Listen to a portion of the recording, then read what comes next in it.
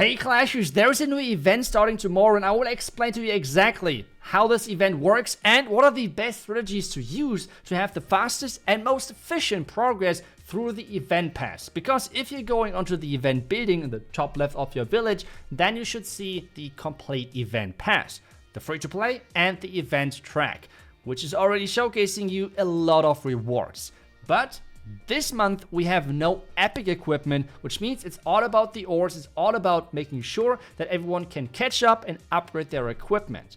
But it is the Super Troop event, which means we can use another Super Troop which is boosted for free. So everyone can use the Rocket Loons and make sure that they can get some great armies. Because using the Rocket Loons has a couple of benefits for you for progressing through the event. You can still use your other 2 Super Troop slots to actually unlock whatever Super Troop you would like to get a total of 3 Super Troops, but one of them is always the Rocket Loon. To actually get an unlock out of those different rewards, you have to make sure that you're doing multiple player attacks to actually, well, get stars, and with that, get progression in the event pass and the pass in general.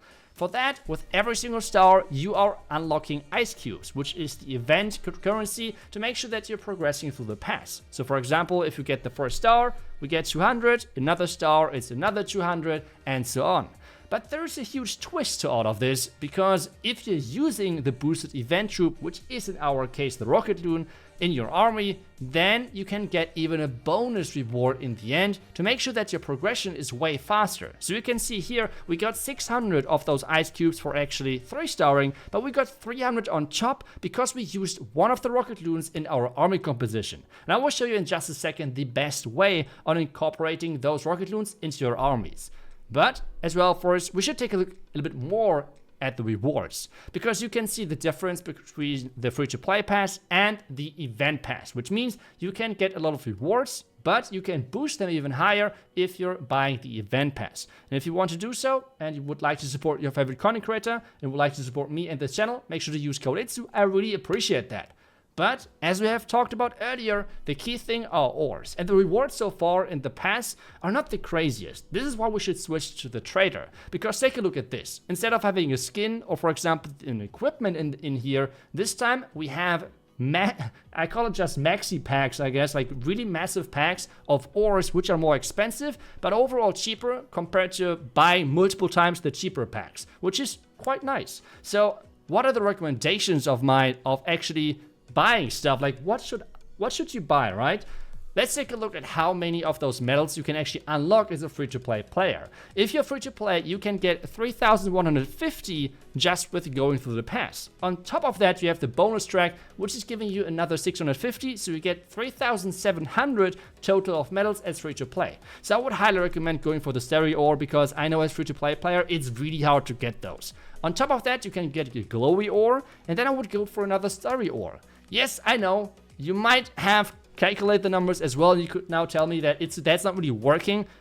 Remember, Supercell normally always shares like event code, I guess, where you can use a link to actually get some more bonus medals, typically around 150, which would make it the perfect combination of stereo ore for 2000, glowy ore for 1500, and then another stereo ore for 325. Otherwise, research and pet potions are always a great combination. But let's take a look at the armies which I would recommend for using the Rocket Loon so your progression is faster in the pass. First things first, the Yeti blimp. Just put one Rocket Loon in there and you're already fine. And this works obviously for town of 16, but if you go lower in the town level and you have only, for example, 40 or 45 army capacity, just remove the balloon, for example, remove a Yeti and so on. You can really make sure that you always have a Rocket Loon in there. One Rocket Loon is already enough.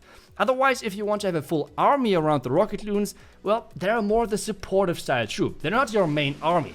For this one, for example, with the Dragon and Dragon Riders, we're using them as a supportive tool to actually snipe down some air defenses. Because remember, 2 Rocket Loons will always take down an air defense or, for example, an archer tower. This is why there were some balance changes recently to make sure that this is pretty much the case for every tower level, that always Rocket Loons take down an air defense. After that, you just put your Dragons and Dragon Riders into the base. I quite like the combination of using a blimp with this. Not talking about a super archer blimp, I'm more talking about like a mass loon blimp, like 10 loons, and then just, well, some nice clone spells, making sure that you're spreading the loons, and that's the key thing. Do not deploy the clone spells on top of each other. You want to kind of make a clone street, I guess. So from where the blimp is going to open towards your main target, which is the scatter shot behind the tunnel. That's why I'm going to deploy the clones a bit further to the top, and you can see they're getting cloned on top of the scatter shot, making sure that they're going down with the town hall, and the scatter shot is going down as well, which is quite some value, and making sure that there is less damage in the core, so my dragon and dragon riders are staying alive longer. Then the back end with the heroes. Another important thing is the equipments, I guess.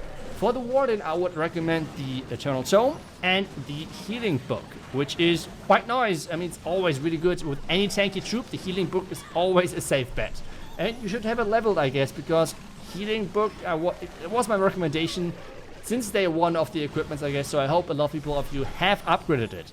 For the king, well, it's the giant gauntlet, guys. It's like the king of the king equipment, I guess. It's like the best, but you can combine it with multiple different options. I would go maybe for the Rage Vial, because I guess a lot of you have that leveled up. Otherwise, which works as well as Vampire Stash or Earthquake Boots, all of those three options with this strategy work pretty fine.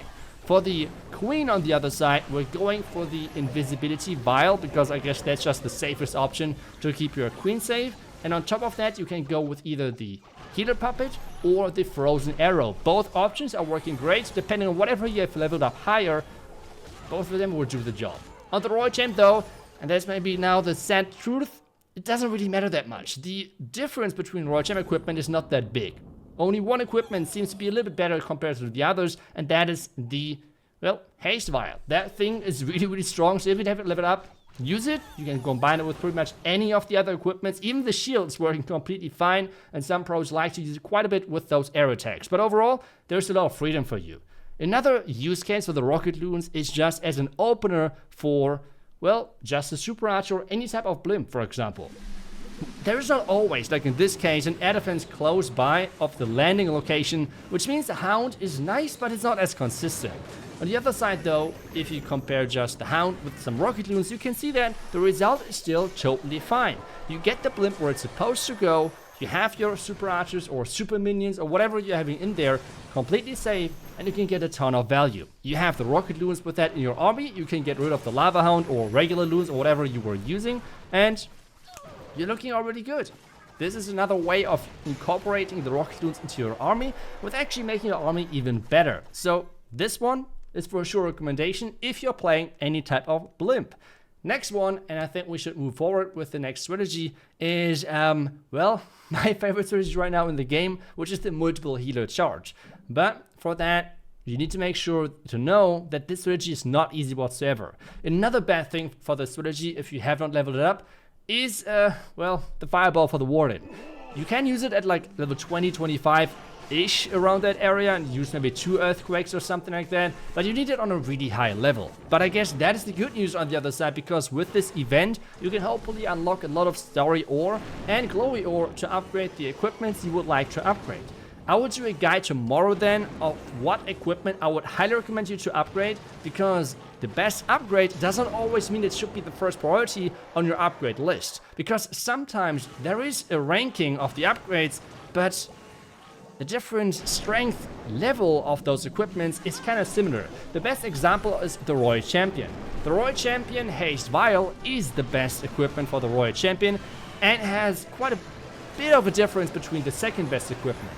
But then for the second best, we have probably the Royal Gem and the Hog Rider Puppet. Both of them work great, depending on strategies, but if you have only one of them leveled up, that is completely fine. You don't have to level up the other, just because for your specific strategy, maybe there's a really small portion of how much stronger it is compared to the other one, which is in this number 2, number 3 position.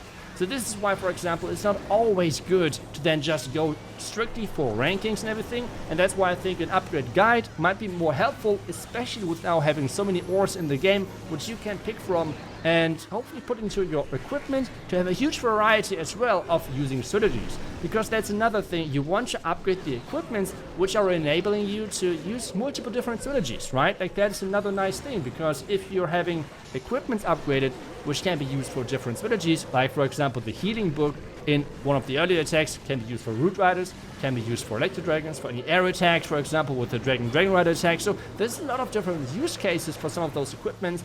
Even though it might not be the best for Lalo, it's still usable for Lalo, and even some pros are using the Healing Book with Lalo together. So that already shows you that there's some key equipments which you should upgrade, because it's going to cover a big variety of strategies which you then can optimally play. On this one, that's right now for sure my favorite strategy to use, which is the Fireball multiple helo charge with Queen, Warden and everything, and it's just so much fun to me. If you want to know what equipments you need to upgrade for that, as I said, make sure to come back tomorrow. Otherwise, that's pretty much it for the video. My best strategies, which I recommend. As I said, Yeti Blimp is a really nice trick. Otherwise, the Dragon Rider combination with the Rocket Loons, you can use obviously Electro Dragon, Super Dragons with them as well. Same approach overall. And then make sure to use those medals wisely to actually get your ores as quickly as possible. Otherwise, thank you for watching.